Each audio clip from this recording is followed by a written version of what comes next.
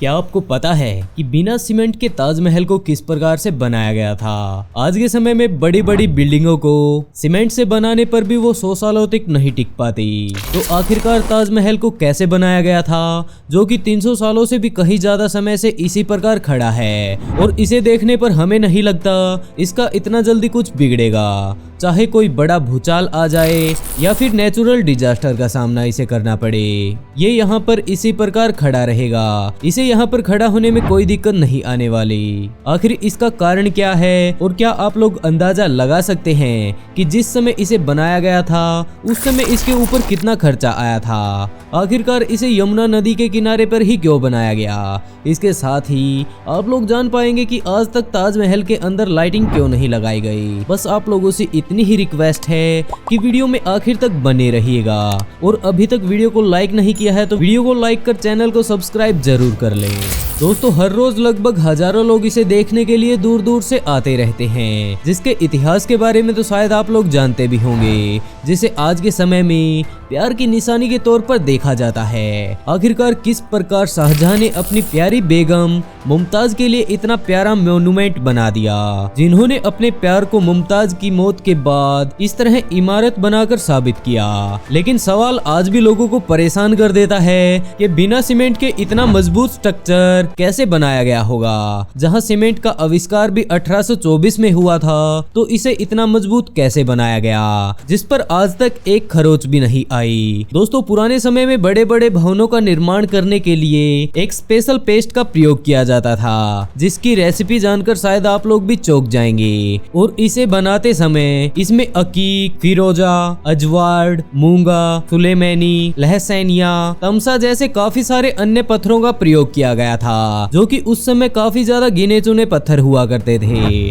जी हाँ, उस समय ये पत्थर उन्होंने रसिया, उज्बेकिस्तान, इजराइल और ईरान जैसे देशों से मंगवाए थे। इसमें कुछ अल्ट्रा रेयर स्टोन का भी प्रयोग किया गया।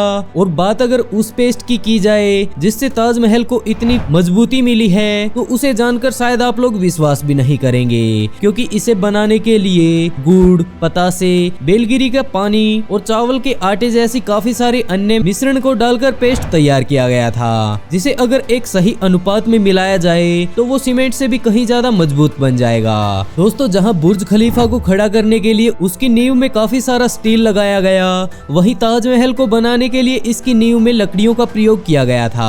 आप लोगों को लग रहा होगा कि आखिरकार लकड़ी ही क्यों? आखिरकार लकड़ी इतने दिन कैसे चल सकती है? तो दोस्तों, आप लोगों को पता ही होगा कि ताजमहल के पास से यमुना नदी गुजरती है, और अगर ध्यान से देखा जाए तो इसकी मजबूती में भी यमुना नदी का ही हाथ है। यमुना नदी के कारण सिर्फ ताजमहल सुंदर ही नहीं दिखाई देता, जबकि ये इसे मजबूती भी प्रदान करती है। अगर यमुना नदी ना रहे तो ताजमहल गिर भी सकता है, क्योंकि इसे बनाने वाले लोगों ने इसमें एक ऐसी लकड़ी का प्रयोग किया था जिसमें अगर ज्यादा पानी आएगा तो वो उतनी ही ज्यादा मजबूत हो जाएगी। जहां पर साधारण लकड़ी पानी की वजह से गलकर खराब हो जाती है, उसकी जगह ताजमहल के नीचे लकड़ियों में पानी जाने से वो लकड़ियां और भी ज्यादा मजबूत हो जाती हैं। और इसी के चलते हम कह सकते हैं कि ताजमहल को खड़ा होने में यमुना नदी का अहम योगदान है। ऐसे में अगर यमुना नदी सूख जाती है तो शायद ताजमहल गिर भी जाए। दोस्तों, अगर आप लोगों ने ध्यान से देखा हो तो ताजमहल के चारों तरफ 4 मीनार खड़े हैं, और अगर आप लोगों ने इन पर ध्यान दिया हो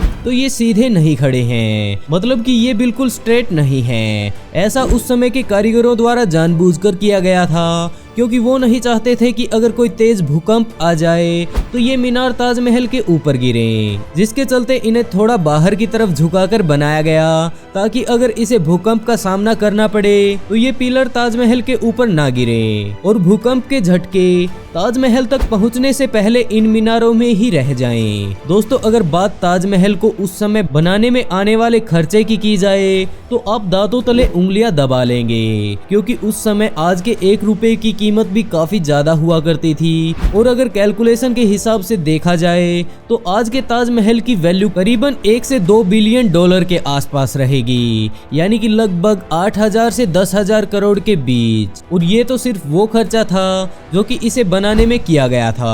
और अगर बात की जाए कि इसके अंदर लाइट क्यों नहीं लगाई गई, तो इसका कारण ये है कि आप लोग जानते होंगे कि सफेद रंग लाइट को काफी ज्यादा रिफ्लेक्ट करता है, और इसी कारण अगर रात के समय में इसके अंदर लाइट जलाई जाए तो वो लाइट रिफ्लेक्ट होकर इतनी ज्यादा हो जाएगी कि ये सारा ताजमहल चमकने लगेगा, और रात के समय में चमकने के कारण अन्य कीट पतंगे इसकी दीवारों पर आकर चिपकने लगेंगे, और ऐसे में कुछ ही दिनों में वो मच्छर मक्खी इसकी दीवारों को खराब कर देंगे, जिसके चलते ताजमहल भद्दा लगने लगेगा और इसकी लाइफ भी काफी ज्यादा घट जाएगी। यही कारण है कि इसके ऊपर लाइटिंग नहीं लगाई गई।